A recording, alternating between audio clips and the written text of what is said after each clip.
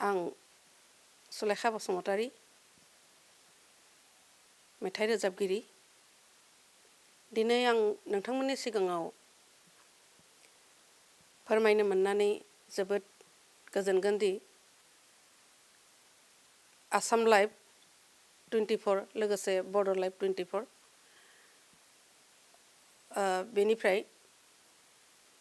बे चेनेला दिनै 6 बोसोरनि उनाव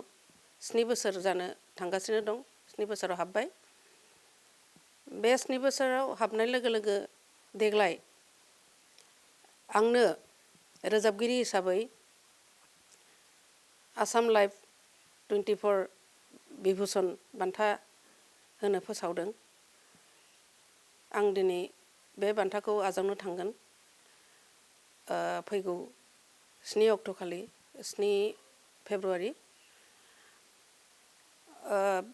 बेनि थाखाय आं आसाम लाइभ 24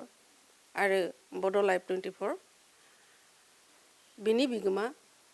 CMD मानगोनां नृपेन दासनिसिम जोबोद साबायखर बावहरबाय गोजोन्थों